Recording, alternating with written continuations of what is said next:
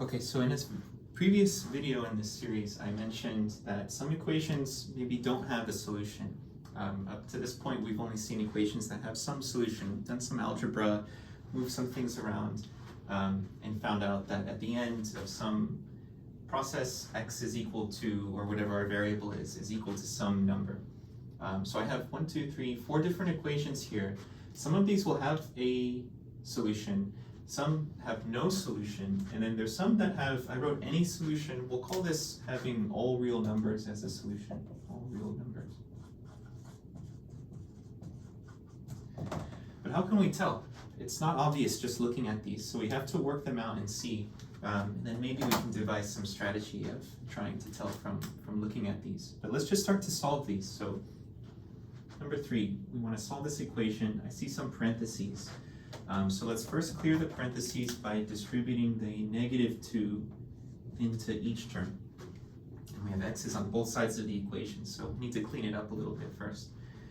First one, -2 times 5x. 5 times -2 is -10, and the x is attached, -10x. -2 times -8, the double negative makes it a positive. 8 times 2 is 16. Okay, and this is equal to 6x. So we've cleared the parentheses, distributed our term that's on the outside. We have some like terms we can combine. I kind of want to keep my x values positive, so I'm going to move the -10 over here. Let's add 10x to both sides. So I have 16 equal to 16x. Okay, let's divide both sides by 16. That'll cancel to make a +1. So it looks like x is equal to +1. And we can check this if we need to. And let's just double check. So I'll get +1. Yeah, so that looks all right. So in this case, we did have a solution here. We worked it out. We get a nice, good-looking statement at the end. Our variable on its own equal to just some number, in this case +1. And if we wanted to check, we could plug it back in. We'd have to plug it into 2 locations and see if it makes sense, if it gives us a true statement. So this is like what we've seen so far. We get a nice single solution. So let's keep going. Let's see if we can run into these other cases. 5 looks very similar to 3. We have some parentheses, x's on both sides. Kind of at face value, it looks like we'll get the same result. So let's go through the same process. Let's distribute this number in front of the parentheses. The left side stays the same for now. So what will this be? 6 times x, 6x. 6 times 2, +12.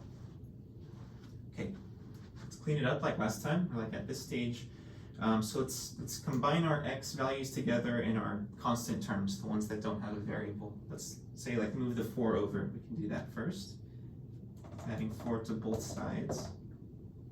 So 6x is on the left, equal to 6x. This will be 12 plus 4 plus 16. Okay, now let's combine our x terms. And notice what's going to happen here. We have a 6x on both sides, positive 6x on both sides. So normally I'd want to combine these, so let's just work as we've done before. I would say subtract it from this side, subtract it from this side. But notice what we'll get. 6x minus 6x is 0. It's nothing. We subtract the whole thing. So what are we left with? 0 equals +16. Something that's not true. We can say 0 does not equal +16. And our x terms, like in a sense, they like evaporated. They disappeared. We no longer have any x to say that something is equal to it. So if you run into this case, so this is our first special case where it's not true. Something is equal to something else in terms of numbers. So 0 is not equal to 16. This is not true. This actually means that there is no solution to this equation.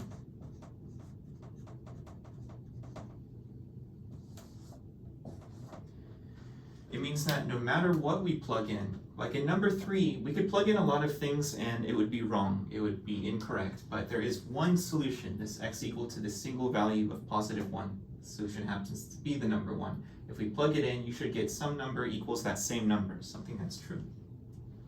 What this is telling us is that it doesn't actually matter we could search forever and we'll never find a value that will make this equation true. There is no solution. It's like it was set up improperly in some way.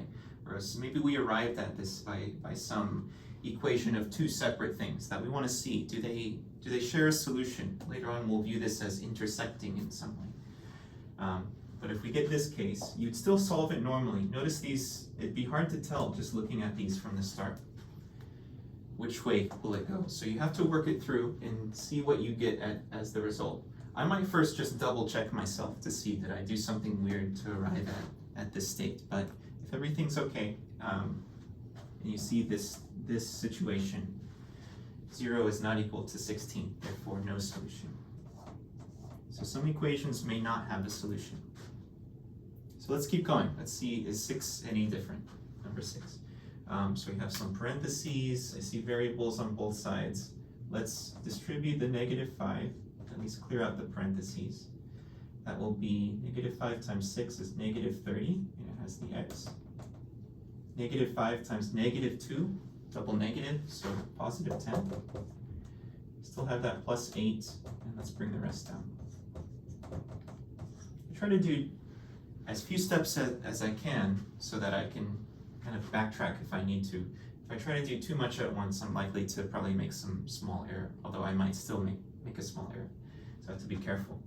Notice at this point, I can already kind of guess we're going to get in some special case because I have a -30 on the left side and a -30 on the right side. It's kind of like having these two positive 6x's. When I move one over, they're going to cancel out, so we might be in some interesting situation. But let's keep going. Notice 10 plus 8 is 18.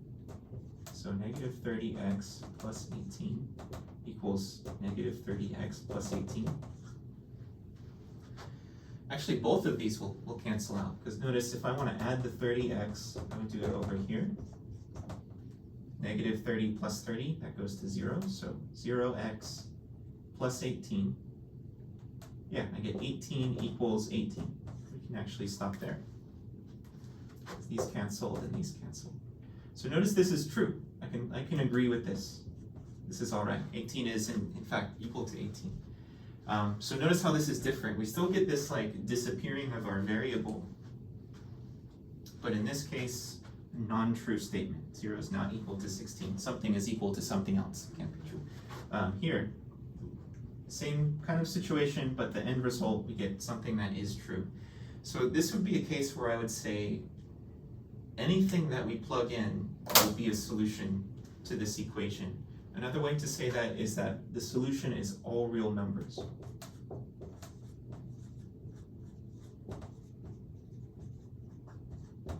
Real numbers, that's actually a technical term. It's talking about a certain class of numbers. Probably most numbers that you've seen or heard about. So positives, negatives, fractions, whole numbers, even things under square roots would fall into that category as well. Just no imaginary numbers. You might run into those a bit later. So all real numbers. You might even see this symbol. It's a little bit of set notation. This means the same thing. It's just we get lazy writing out all these words. Plus it's good to have a symbol that transcends a local language. So you may not speak the same language. We can kind of get out of the English and just use some kind of symbol to represent something. So the solution is all real numbers, or anything we want to. We can plug in any value, and you can try this and test it out. Think of any number you want to, and plug it in for x, and just be careful, and you should arrive at some true statement like this. Because we just showed that the x's will cancel out, regardless of what value we plug in. So two key differences. We'll get to this statement where our x's disappear. Either it won't make sense, if that's the case, there's no solution, or it will, and if that's the case, then all real numbers. Okay, let's do one more, and let's see. Can we tell just by looking at it? It's still pretty hard to decide. Is it going to be some solution, no solution, all real numbers? And plus, it's a bit complicated. We have these fractions on both sides, so let's try to work through this one. Yeah, last time we've been distributing first, but I kind of like to get out of these denominators. And since we have fractions on both sides, I can view, it's like a cross multiplication. I can multiply this denominator on both sides, so it's going to multiply up here. This 4 will then multiply kind of messy here. Can view it as a cross multiplication. So on the left side, this 4 will go up, and it's going to multiply with the 4 that's in front of the parentheses. So 4 times 4, you can even write it out like this first. 4 times x minus 7. And then this 3 will go and multiply with that 3. I'll view that as 3 times x plus 7. If I was doing this, I might already do this multiplication, but just to show what's happening. So 4 times 4 is 16, times x minus 7 equals 9, 3 times 3. Now, x plus 7. Okay, 2 sets of parentheses. Let's keep going. Let's clear out the parentheses by distributing our terms in front. So this will be 16 times x. And then let's do 16 times negative 7. 16 by 7 is 112, so minus 112 equals 9x, 9 times x, and then 9 times 7, just to check, 63, plus 63. And it's worth maybe double checking these steps as we go through. This looks all right so far. So let's clean up our terms. Let's move this 9x to the other side. Let's subtract it. Minus 9x minus 9x. So 10, 11, 12, 13, 14, 15, 16. That looks like a difference of 7. 7x minus 112 equals 63. Okay, let's keep going. Let's add the 112 over. So trying to isolate the x. This is looking all right so far. Notice our x variable isn't disappearing. We didn't have a 7x on the other side. So it looks like we'll have a solution for this one. So let's see, on the left side I get 7x, and this will be what? 175. 63 plus 112. So does 7 go into 175? Let's see, 175 divided by 7. I get a nice 25. I guess I could have figured that one out. So yeah, 175 divided by 7, we get a nice value. Didn't get this cancellation with two numbers equal to each other. And then we could go in and plug in and test out this solution. So just be on the lookout. There might be some equations that do not have a solution, or maybe you're trying to test something out, set things equal to each other. If your variables disappear, get an untrue statement, no solution. If they disappear, you get something true, something equals itself, then all real numbers.